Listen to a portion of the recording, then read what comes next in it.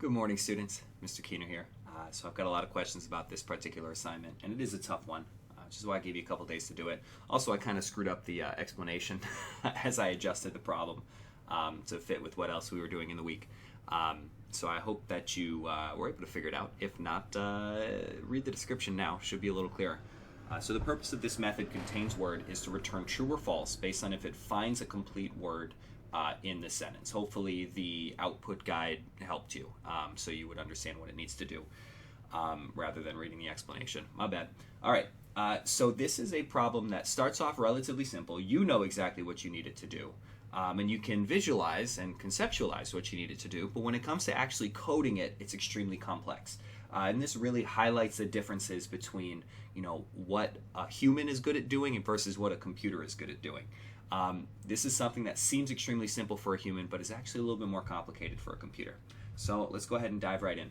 A word is complete if both of these conditions are met. It is at the beginning of the string, or there are no characters to the left. It is at the end of the string, or there are no characters to the right. Okay, those are your two basic conditions that you need to satisfy to call this a complete word.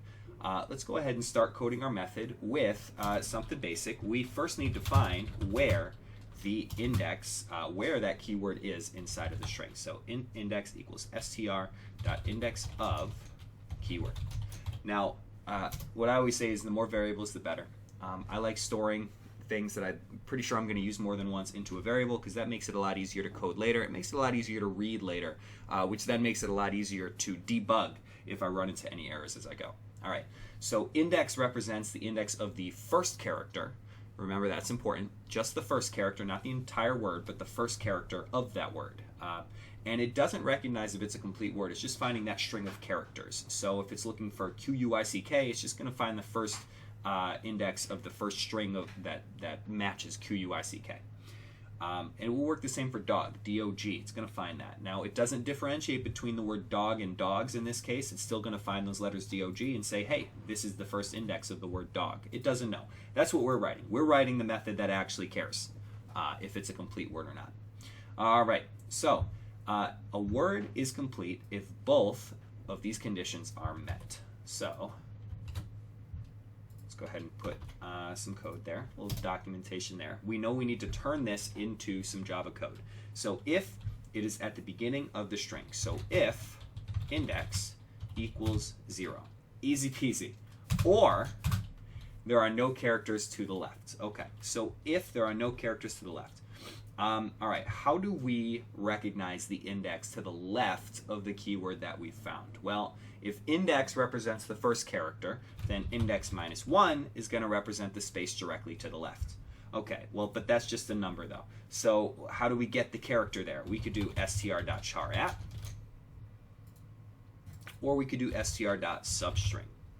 Index minus 1, and then this would create a substring which starts at index minus 1 and goes to the end. So if we want to make it just one character, we're just going to have it go from index minus 1 to index. Or string.substring index minus 1 is blank. So dot equals blank space, just like that. We can't use equals equals here because this is a string. Sometimes it'll work, but most of the time it won't. All right. So if one of these is true. Now, one benefit with the OR operator here, the double vertical lines, is that it's called a short circuit Boolean operator, which means that if this condition is true, then this whole statement is going to stop evaluating and simply return true. This has a couple benefits. Number one, it saves computer memory, saves processing time because there's no reason for it to compile this. And number two, it makes it so that we don't have to worry about compilation errors in this due to out of bounds errors because we've already made sure that our index was not 0. So that would have to be a condition before we would run this code, because if index is 0, then index minus 1 would be negative 1. So if we ran this, it would give us an error. But since this is checking to see if the index is 0, if this is true, it's simply not going to evaluate this. All right, so that's one of our conditions. Let's go ahead and do a Boolean variable. I like Boolean variables. I know a lot of people don't like Boolean variables. Boolean check 1 equals true. All right, let's go ahead and declare it up here.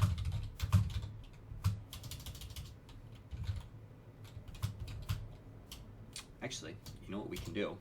It's even better. We don't even have to do an if statement. Boolean check 1.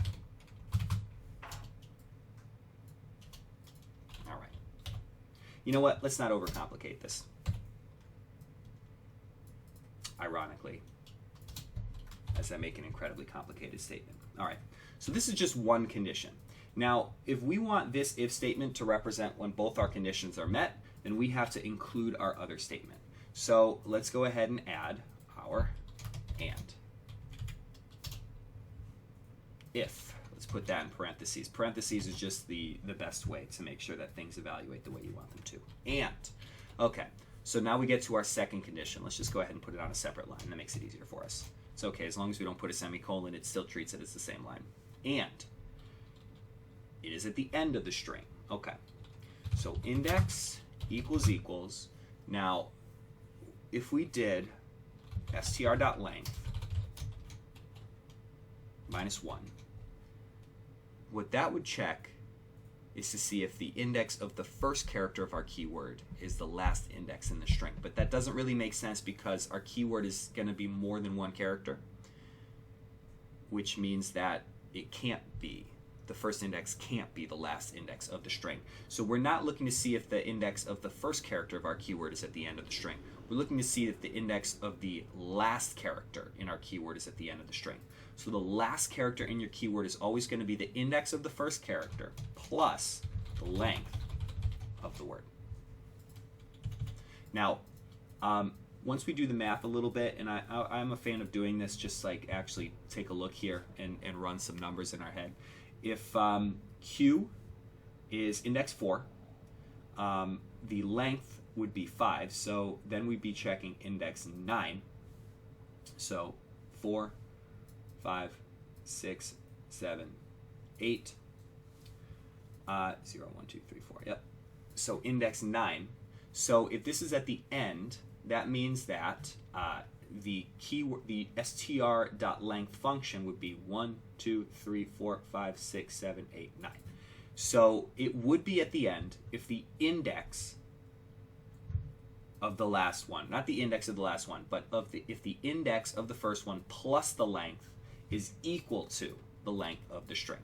You can go ahead and plug that in more, because once you think about it, remember the length of the string doesn't really match the indexes perfectly.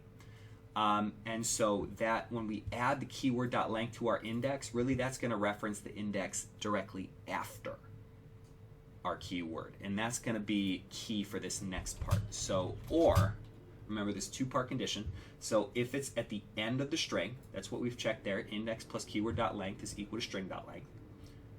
Or, this is where it gets tricky, str.substring. And remember, I said before, this expression right here represents the index of the next character. And the next character after that is going to be that same expression plus 1. Remember when I said, let's keep it simple?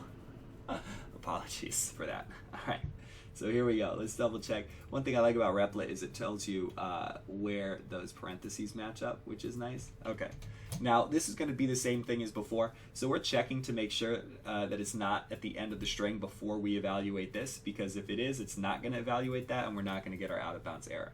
So if both of these things are true, we're going to return true. If they're not both true, this is where it gets interesting. If they're not both true, then we need to check, is it elsewhere in the string?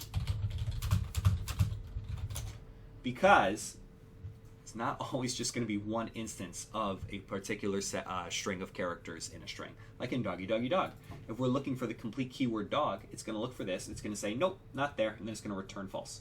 Or what we need it to do is go ahead and look further. So it's going to look at this one. It's still not going to like it. It's not going to return true yet. But then it's going to look at this one. It's going to like it. It's going to return true.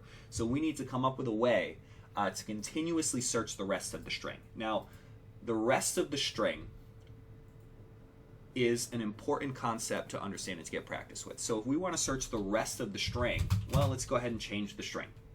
str, and remember, if we change the value of str here, we're not affecting the value of sentence. This is a pass by value type parameter, So we've created our own variable inside of the method, and we just don't need to worry about it. So we're going to do str equals, and we're going to go ahead and just cut off the first half of that string. So str.substring index plus keyword.length.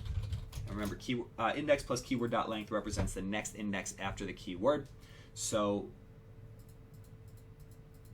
you know what, let's just do index plus 1. You never know if you get some weird things. Maybe it's looking for the complete word dog. Now, it's fine. Index plus 1, it's going to work the same way either way. Don't worry about it. Index plus 1, that's going to cut off the entire first part of the string. And then the next time it does this, the next time we do index of,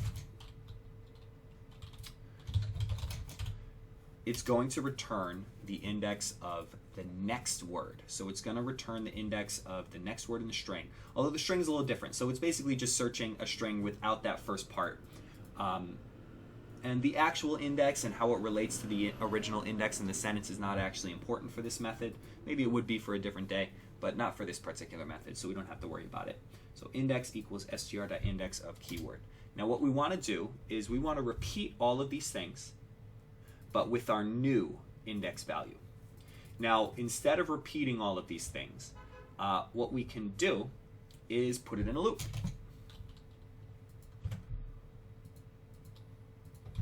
All right. So this is going to be the body of our loop, and now the question remains, what's going to be the header of our loop? Now, if we want a loop that's going to repeat an indeterminate number of times, we want to use a while loop. And the condition that's going to stop this loop is if it no longer can find the keyword inside of our string, our sentence string. So while index is not equal to -1. So once we can't find the keyword, this loop is going to stop. But as long as we do have that keyword, so while index is not equal to -1, it's found it in the string, we're going to run all of this and we're going to run a check.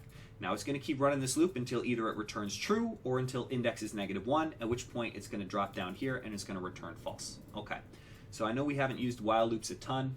You know, loops, you have a lot of choices. This one you could do a for loop, absolutely. You could do, if you really wanted to, but it would look weird. It wouldn't be, it wouldn't be a traditional for loop the way you would write it. So I think, yeah, it's probably good practice to just use these while loops. You know, they come up all the time, and they have their uses, for sure. All right, let's run it, see what happens. Uh-oh, what have I done? Oh, I forgot this part. My beat. There we go. Oh, I got an extra parenthesis.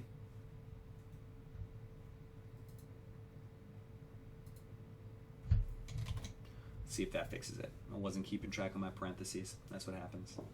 All right, there we go. There you have it, folks. One very long if statement is the majority of this program. Okay, so that's one way to solve it. You can use that while loop. You can use a different type of loop if you want, but it is important to continue to loop over the rest of the program. All right, that's it. Have a good day. Good luck on today's problem.